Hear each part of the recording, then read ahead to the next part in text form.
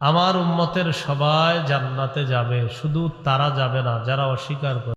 নবীজির কাছে জানতে চাইলেন, ইয়া রাসূলুল্লাহ, হাবশায় গেলাম, যাওয়ার পর সেখানে ইবাদতখানা দেখলাম, ইবাদতখানার ভিতর দেখলাম আল্লাহর ওলির মূর্তি, আর ইবাদতখানার নিচে আল্লাহর ওলির কবর। ব্যাপারটা বুঝতে পারলাম না। নবীজি বললেন, উলাইকা ইযা কানা ফীহিমুর রাজুলুস সালিহু ফামাতা বানাউ আলা কবরিহি মসজিদা। এরা হলো ওই সমস্ত মানুষ যাদের মাঝে কোনো ভালো মানুষ যখন মারা গেছে, মারা যাওয়ার পর তাকে তারা কবর দেয়, কবর দেওয়ার পর তার কবরের উপর তারা একটা সিজদার স্থান বানায়। আওয়াজ দিয়ে বলি নাউজুবিল্লাহ। নিচে কার কবর? ওলির, উপরে সিজদার স্থান। ওয়াসাওয়ারু ফীহি তিলকা সুওয়ার, ওই সিজদার স্থানের মধ্যে ওই আল্লাহর ওলির মূর্তি বসায় দেয়। নবীজি বলেন, উলাইকা শিরারুল খালকি ইনদাল্লাহি ইয়াউমাল কিয়ামা, কিয়ামতের ময়দানে তারাই হলো আল্লাহর কাছে সবচেয়ে নিকৃষ্ট জাতি। বলি নাউজুবিল্লাহ। যে মূর্তি বানায় নিকৃষ্ট জাতি, যারা সিজদার স্থান বানায় কবরের উপর, এদেরকে কি বললেন নবী? নিকৃষ্ট জাতি। তাহলে মূর্তি এগুলা শিরিক, এটা ইসলামের মধ্যে না। হ্যাঁ, অন্য ধর্মে যারা মূর্তি পূজা করে সেটা তাদের ধর্মীয় ব্যাপার, তো মুসলমান তাদের ধর্মের মধ্যে মূর্তি রাখতে পারে না, কারো মূর্তি বানাতে পারে না, কারো মূর্তি বানাতে পারে না। এই জন্য আল্লাহ তাআলার কি বিধান, হুজুররা আন্দোলন করছিল একটার জন্য, আল্লাহ তাআলা 90 ভাগ ব্যবস্থা করে, 90 ভাগ আল্লাহ তাআলা ব্যবস্থা করে দিয়েছে। আর যেগুলো আছে ইনশাল্লাহ এগুলাও ওই নীতি নির্ধারক যারা, তাদেরকে বুঝিয়ে শুনিয়ে বুঝাইতে হবে যে এই মুসলমানদের মূর্তি থাকা এটা বেবরকতির লক্ষণ, এটা বরকত উঠে যাওয়ার লক্ষণ। এই জন্য মুসলমান যারা আছি আমাদের মূর্তি থাকতে পারে না। হ্যাঁ, অন্য ধর্ম হিন্দু যারা আছে তাদের মূর্তিটা তাদের ধর্মীয় ব্যাপার, কিন্তু ইসলাম ধর্মের মধ্যে কারো মূর্তি থাকতে পারে না।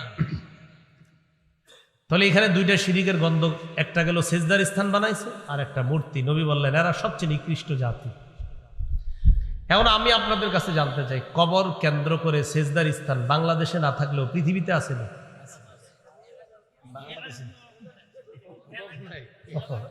আপনাদের এলাকা আছে? আমি জানি। তো এখন শোনেন, রাসূলুল্লাহ সাল্লাল্লাহু আলাইহি সাল্লাম বলেন এরা হলো সবচেয়ে নিকৃষ্ট জাতি। ওনারা বলতেছে আপনাদের এলাকা না, ওনারা বলছেন ওনাদের এলাকারই।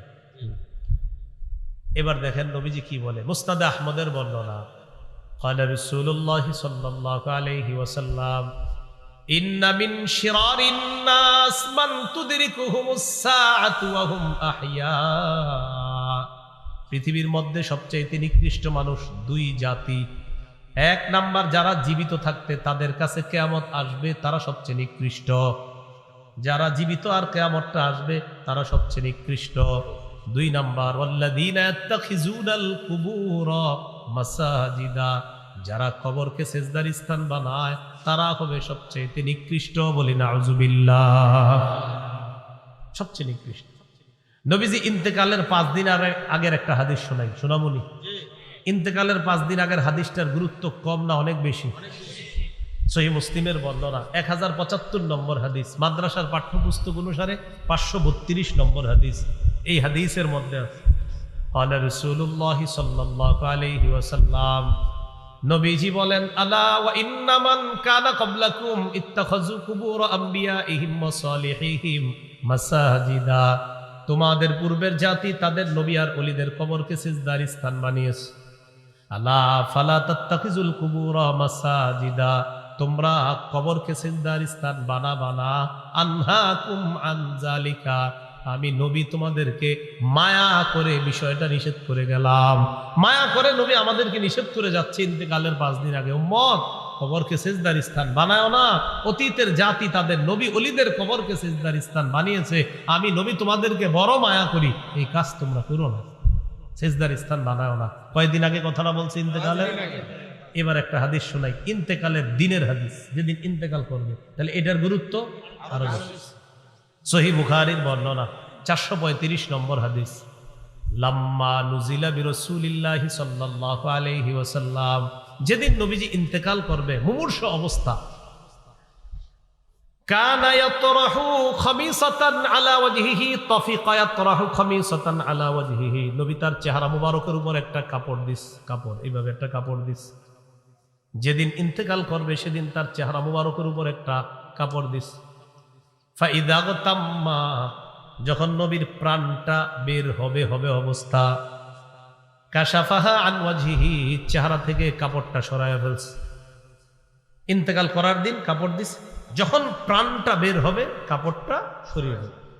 কাপড় সরানোর পর বললেন, লানাতুল্লাহি আলাল ইয়াহুদি ওয়ান নাসারা ইত্তাখাযু কুবুর আমবিয়াইহিম মাসাজিদা ইউহাদ্দিরু মা সানাউ।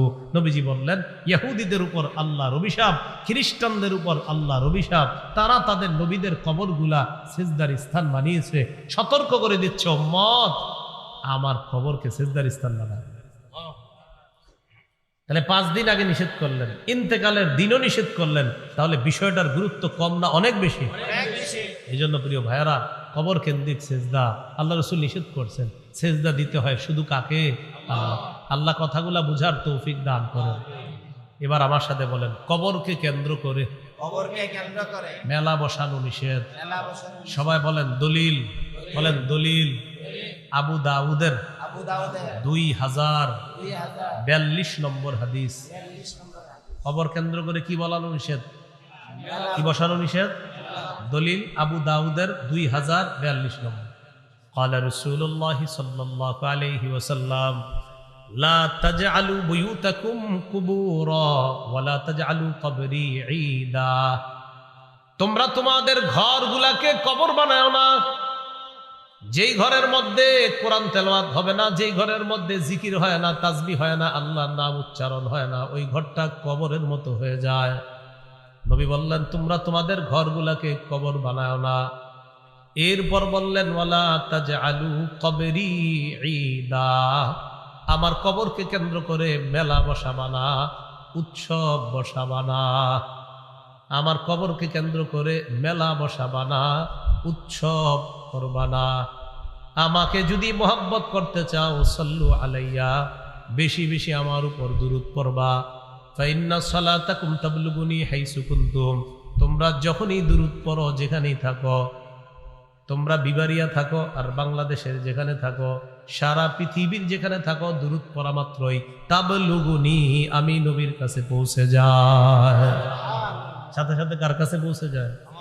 পড়েন পড়েন, সাল্লাল্লাহু আলাইহি ওয়াসাল্লাম, সাল্লাল্লাহু আলাইহি ওয়াসাল্লাম, সাল্লাল্লাহু আলাইহি ওয়াসাল্লাম, সাল্লাল্লাহু আলাইহি ওয়াসাল্লাম। পড়েন আর দিলে দিলে স্মরণ করেন যে এই মুহূর্তেই এটা নবীর কাছে পৌঁছতেছে। সাল্লাল্লাহু আলাইহি ওয়াসাল্লাম, সাল্লাল্লাহু আলাইহি ওয়াসাল্লাম।